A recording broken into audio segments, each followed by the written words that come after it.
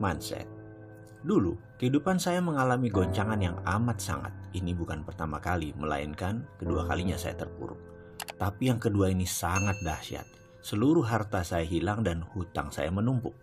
Ketika itu saya masih memiliki beragam bisnis, tetapi dalam masa hampir bersamaan, shit happen alias kesialan beruntun terjadi dalam kehidupan saya. Money changer saya kecurian hingga 2 kali dalam 3 bulan. Kapal, barge yang saya bertransaksi untuk mengirim barang ke Kelian Equatorial Mining di Kalimantan Timur karam. Asuransi tidak membayarnya. Pabrik kapur Hydrated Lime yang masih berhutang pada bank kena gempa di Cilengsi. Gempanya memang kecil, tapi meretakkan tungku utama yang harganya mahal. Traktor di kuari kapur meluncur tak terkendali menabrak silo pabrik. Asuransi juga tidak menggantinya. Ditambah lagi bank pembiayaan kami yaitu PDFCI ditutup BPPN di tengah krisis keuangan yang berkepanjangan kala itu. Harga bahan baku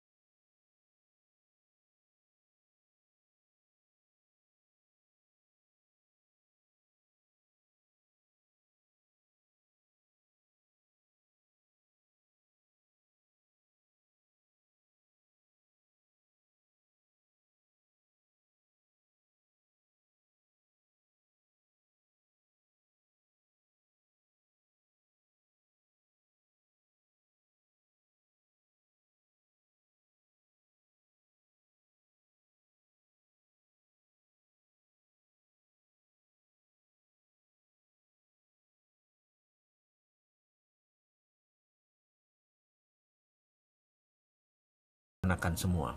Hitungan zakat, hitungan sedekah, saya tidak 2,5% lagi. Saya mendirikan panti asuhan, mengelola 8 panti olahraga. Dia yang menagih, kalau datang mencari ribut, saya bunuh. Itu pikiran laknat yang sempat terlintas dalam benak saya.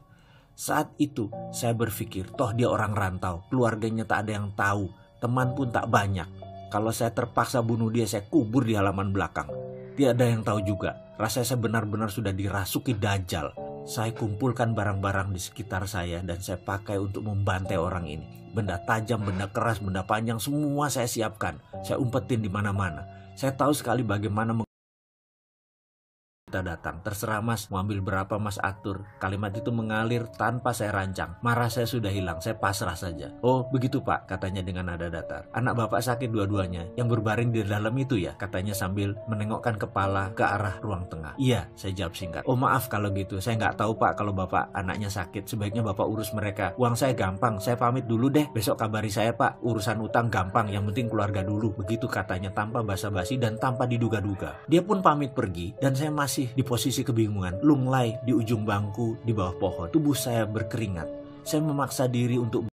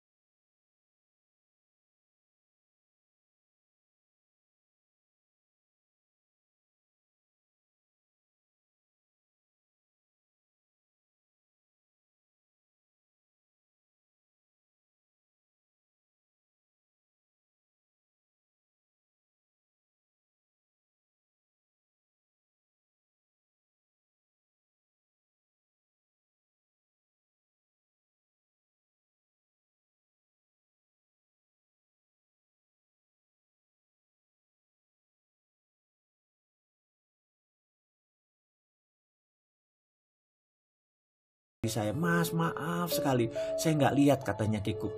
"Loh nggak apa-apa, aku kan hanya ngelamun, nggak ngeh, aku baru ngeh pas ngeliat brosur itu," kata saya basa-basi sambil menunjukkan lembaran tersebut. "Iya, tadi saya dari kantor, tapi sepertinya nggak mungkin saya ke sana. Bukannya nggak butuh jadi orang kaya, tapi harganya itu loh, seminggu di sana 30 juta. Mending buat modal," katanya mengurai. Saya hanya mengangguk-mengangguk sambil tersenyum. "Saya pamit Pak Sarif," kata saya.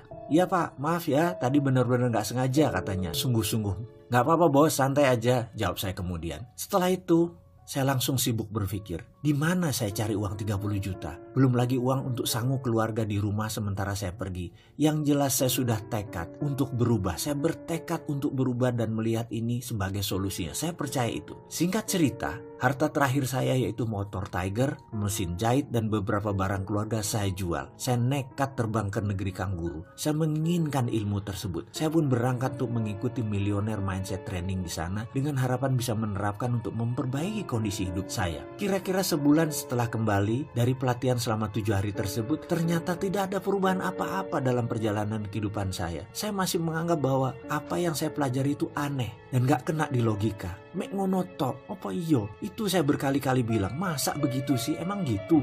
Itu saya selalu membatin. Memang benar, saya meragukan dan saya menganalisa, mencoba mengurai maksud dari pelatihan tersebut. Tapi saya lelah, keadaan saya begitu-begitu saja. Saya belum bisa dapat uang lagi, saya belum bisa melunasi tunggakan hutang.